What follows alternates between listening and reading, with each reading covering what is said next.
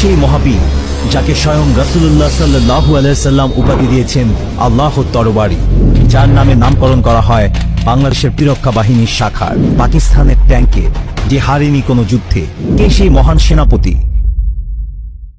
আজ থেকে 1500 বছর পূর্বে আরবের মরুর বুকে জন্ম হয়েছিল একটি শিশুর, যে শিশুটি বড় হবার পর সেনাপতি হিসেবে কখনো কোনো যুদ্ধে হারেনি, যে শিশুটির বীরত্ব ছিল প্রবাদের চেয়েও বেশি কিছু, যার সাহসিকতা ইমানের জোর ছিল এক সমুদ্রের চেয়েও বিশাল, ইসলামের শত্রুদের জন্য যিনি ছিলেন সাক্ষাৎ মৃত্যুর পরোয়ানা।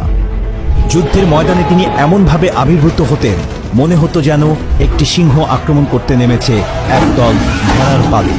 রাসূল সাল্লাল্লাহু আলাইহি সাল্লাম যাকে ডাকতেন সাইফুল্লাহ নামে, যার অর্থ আল্লাহর তরবারি, যে তরবারি ইসলামের পক্ষে যতবার উত্তোলিত হয়েছে ততবারই বিজয় ছিনিয়ে নিয়ে এসেছিল মহান রব্বুল আলামিনের অশেষ রহমতে।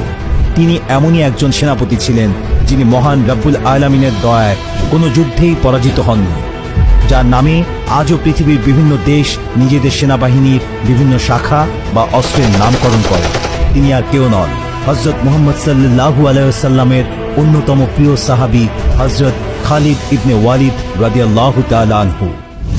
খালিদ রাদিয়াল্লাহু তাআলা আনহু ছিলেন একজন ব্যক্তিত্ব যিনি জীবনের চেয়ে মৃত্যুকে বেশি ভালোবাসতেন। বিছানার চেয়ে যুদ্ধের ময়দানই ছিল যার নিকট অধিক প্রিয়। জীবন ও জিহাদ সমার্থক ছিল তার কাছে। যুদ্ধ তার স্বাভাবিক জীবনের ব্যত্যয় ঘটাতে পারত না।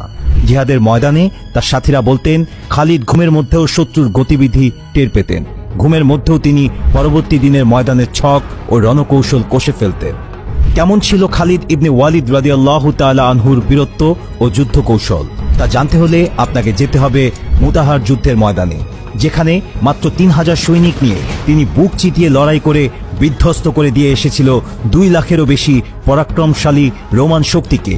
পুরো পৃথিবী এ যুদ্ধের বর্ণনা শুনে চমকে ওঠে, বিস্ময় নিয়ে প্রশ্ন করে, এও কি সম্ভব?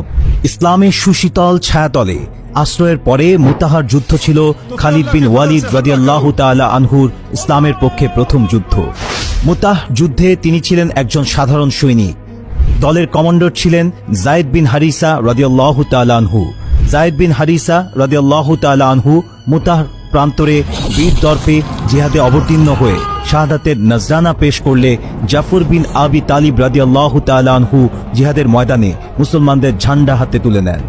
জাফর বিন আবু তালিব রাদিয়াল্লাহু তাআলা আনহু শাহাদাত বরণ করলে আব্দুল্লাহ ইবনে রাওয়াহা রাদিয়াল্লাহু তাআলা আনহু রাসূল সাল্লাল্লাহু আলাইহি সাল্লামের নির্দেশ মতো সেনাপতির দায়িত্ব পালন করেন।